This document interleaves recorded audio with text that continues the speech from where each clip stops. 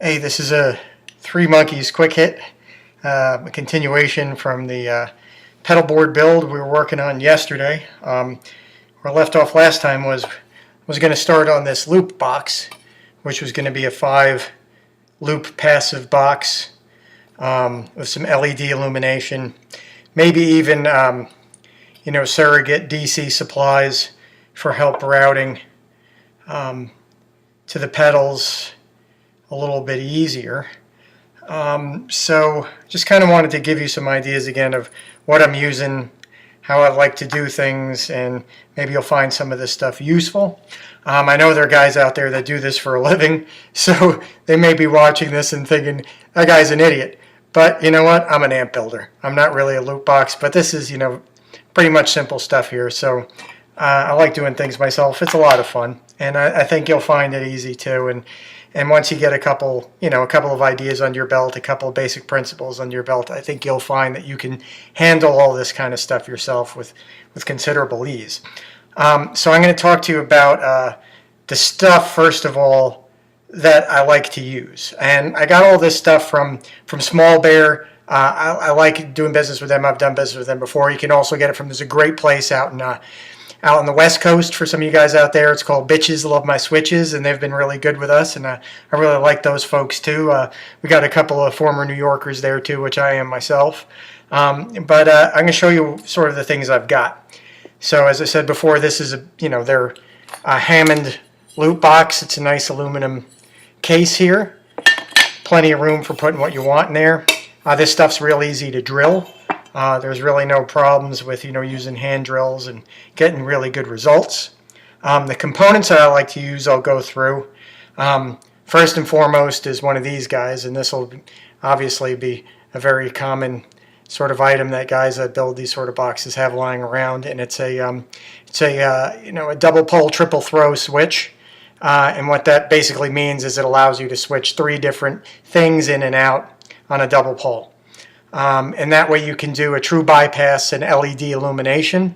You'll use 2 of these sections for your bypass, and you'll use 1 of these for LED illumination. So going to LED illumination, we've got these guys here, which are the bezels for mounting your LEDs, and they make things look real nice. They secure everything great, and you'll end up with a professional looking product. You can use the little plastic stuff-in ones in a pinch. I always have problems with them falling out, kind of getting knocked in, and then you got to open up the box and stick it back in again, and it'll drive you nuts. So I would just recommend going with a nice, metal bezel like this with a little nut on there and a little lock washer. The other thing which I really like is this kind of a jack. Now this is what's known as a Lumberg jack, and the reason why I like it, well, first of all, I should say it's not isolated. So if that's a problem for you where you need your grounds isolated, you may want to, if you're going to use these, get some plastic washers, over drill your hole, and you can isolate that way. But the reason why I like these is they have a very low profile, very small footprint. And when you're dealing with small boxes like this, a little a little jack like this really helps compared to a large switchcraft that you might find in a Fender amp, or a large insulated plastic jack like you'd find in a Marshall. That tends to take up a lot of room. I also have some LEDs. I think I might have gotten these, I don't know where I got these. They're probably Mauser or something like that. I just found them in my box. I think they're going to light red, but we'll find out later. Either way, it doesn't really bother me too much. The other thing I've got here is some hookup wire, some different colors. I got some gray, I got some orange, I got some black, need black, some purple, a little funk on there. And these are small gauge, they look like 22. Yeah, I think that's 22 gauge, so it's going to not be a huge cluster in there, so to speak. It's nice and neat. It's also fairly formable as well, like the Three Monkeys cable is formable. Should put that back out again. The Three Monkeys solderless system, very formable cable. We'll be using that later. So we got our wire. Let's see what else we've got. We've obviously got a wrench for fastening our switches on there, wire strippers, wire cutters, just a small needle nose. Also, we've got you may not have one of these, but if you're doing this sort of work, get yourself a good meter. It's got a bunch of different things that are useful, but for this, one of the useful things is what's called a continuity. And it's an alarm basically when you've achieved continuity when the two touch.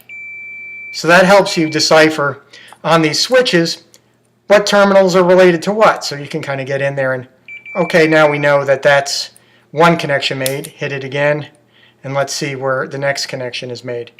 All right, so we know that they're aligned in this sort of vertical pattern here. So these are useful that way.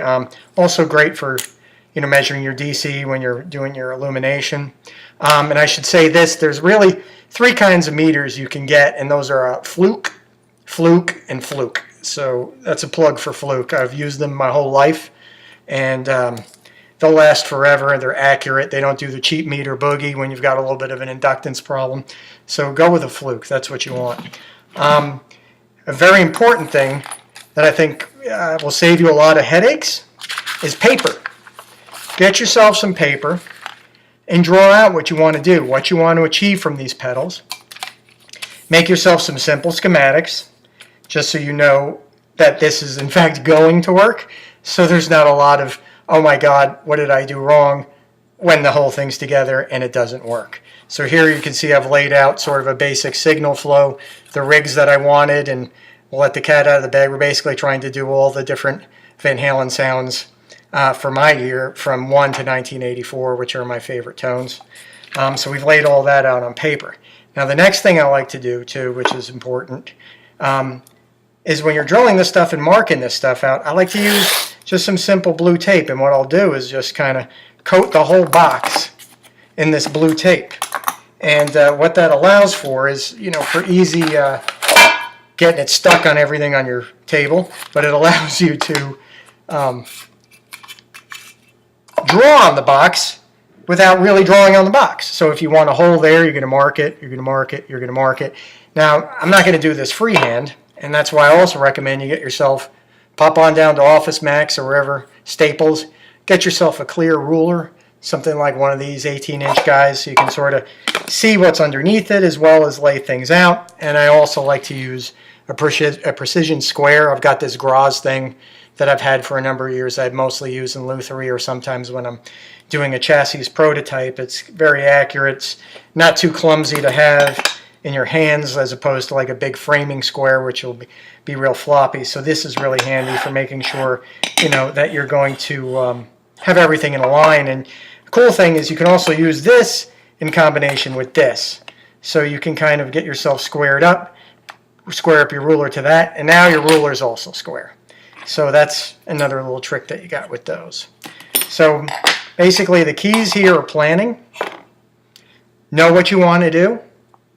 Then draw down something that you can sort of rework if you make a mistake with the tape on there. See, I've already laid these out by hand. That's not what I'm going to do, so all I got to do is just peel this tape off, wrinkle it up, and chuck it on the floor.